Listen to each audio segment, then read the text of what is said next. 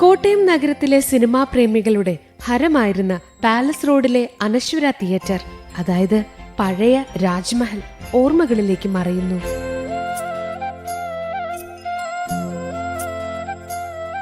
പണ്ട് നാഗർകോവിലിൽ നിന്നുള്ള കൽപ്പണിക്കാർ നേരിട്ടെത്തി അന്ന് പതിവില്ലാത്ത കരിങ്കല്ലുകൊണ്ട് പണിതിരിക്കുന്ന രാജ്മഹൽ തിയേറ്റർ വിസ്മയമായിരുന്നു.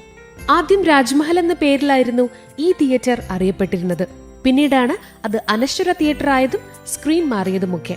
അക്കാലത്ത് അത്യാധുനികമായ സൗകര്യങ്ങളോടെ കോട്ടയത്തെ ഏറ്റവും വലിയ ജനപ്രിയ തിയേറ്ററുകളിൽ ഒന്നായി അത് മാറി. വലിയ ബജറ്റ് ചിത്രങ്ങളും ക്ലാസിക് സിനിമകളും കാണാൻ ജനങ്ങൾ അവിടെ തടിച്ചുകൂടിയിരുന്നു. സിനിമ തുടങ്ങുന്നതിന് മുൻപ് പുറത്തോട്ട് വലിയ കോളാമ്പി തിരിച്ചുവെച്ച് ഉച്ചത്തിൽ പാട്ട് വെക്കുമായിരുന്നു അത്രേ പണ്ട്. അത് കേൾക്കാൻ രാജ്മഹൽ തിയേറ്ററിന്റെ എതിർവശത്തുള്ള കെട്ടിടത്തിന്റെ മതിലിന് ചുറ്റും ആളുകൾ നിൽക്കും. രസമായിരുന്നു അത്രേ ആ കാഴ്ച. തമിഴിലും മലയാളത്തിലുമുള്ള പാട്ടുകൾ ഉയർന്നു കേൾക്കുമ്പോൾ തൊട്ടടുത്ത കടയിൽ നിന്നും പാട്ടുപുസ്തകം വാങ്ങി വരി നോക്കി പാടിയിരുന്ന ഒരു കൂട്ടം ചെറുപ്പക്കാർ ആ കൊട്ടകയ്ക്ക് ചുറ്റും നിരന്നു. കരിങ്കല്ല് പോലെ തിളങ്ങുന്ന എത്രയോ ഓർമ്മകൾക്ക് ഇനി വിട. നഗരഹൃദയത്തിലെ ഒരു വലിയ വിനോദ കേന്ദ്രം കൂടി ഇല്ലാതാകുന്നതിന്റെ നിരാശയിലാണ് കോട്ടയത്തെ സിനിമാ ആസ്വാദകർ.